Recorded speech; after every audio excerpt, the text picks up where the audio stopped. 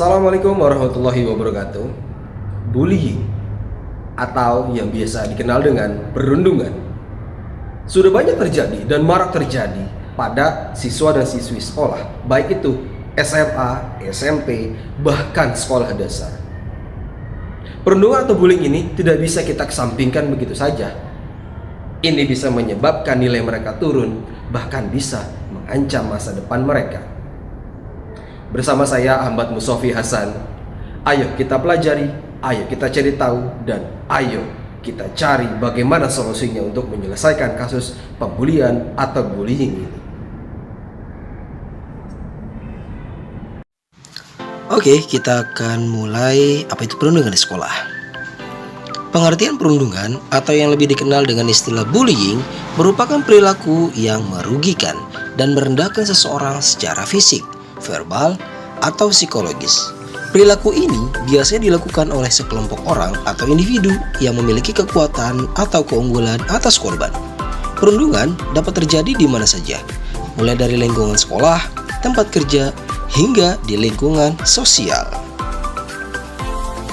Nah, ini adalah bentuk-bentuk perundungan. Ada 4 macam bentuk perundungan. Yang pertama adalah pelecehan sosial, yang kedua pelecehan verbal, yang ketiga pelecehan fisik, dan yang keempat adalah pelecehan emosional.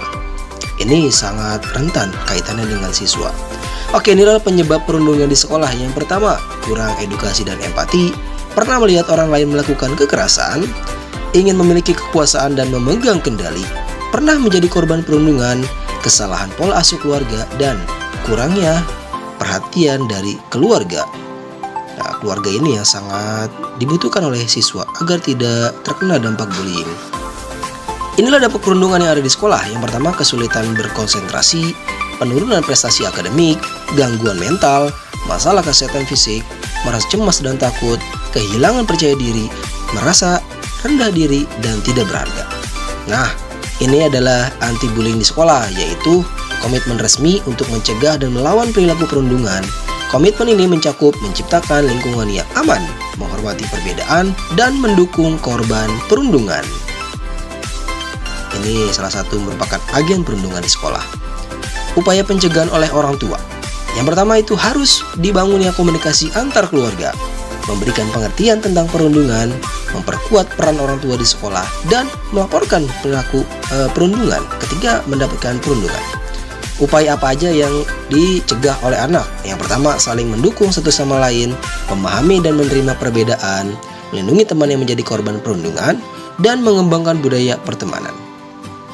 Kalau ini upaya pencegahan di sekolah, yang pertama membuat layanan aduan kekerasan di sekolah, berkomunikasi aktif dengan siswa, orang tua, siswa, dan guru, membuat kesepakatan anti perundungan, memberi bantuan kepada siswa yang menjadi korban. Nah, maka dari itu, ayo kita ciptakan lingkungan sekolah yang aman, nyaman, dan menyenangkan. Dan tidak ada perundungan atau bullying yang terjadi di sekolah kita. Oke, setelah kita pelajari tadi, ternyata faktor keluarga dan faktor lingkungan sangat berpengaruh terhadap siswa dan siswi kita agar terhindar dari pembulian atau melakukan bullying.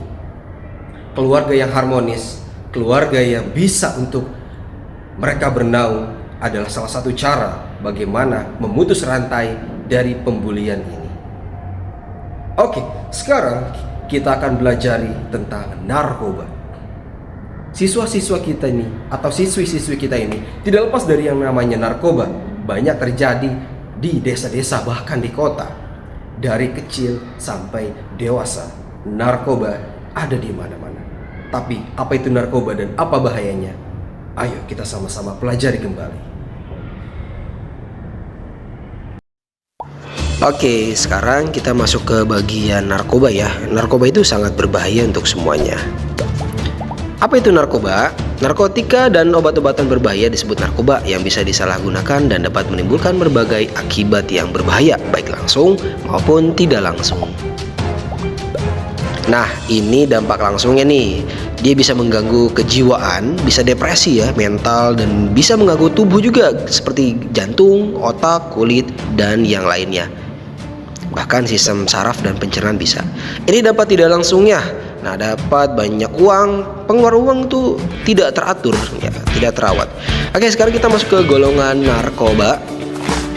Golongan yang pertama ada opium, ganja, dan lain-lainnya. Dia dapat digunakan untuk pengembangan ilmu pengetahuan saja, tidak boleh untuk disalahgunakan ya.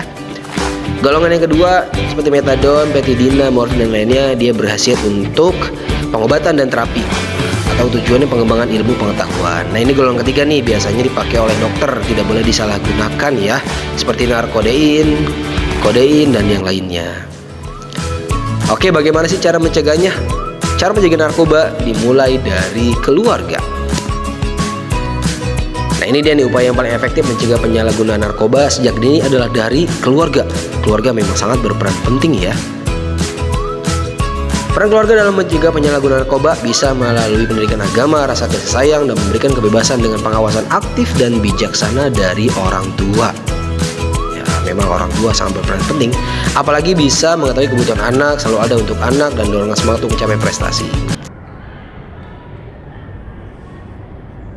Setelah kita pelajari bersama apa itu pembulian dan apa itu narkoba, lagi-lagi faktor keluarga yang sangat berpengaruh kepada siswa dan siswi kita agar mereka bisa berhasil di masa depan mereka nanti dan menjadi penerus bangsa yang bisa kita banggakan.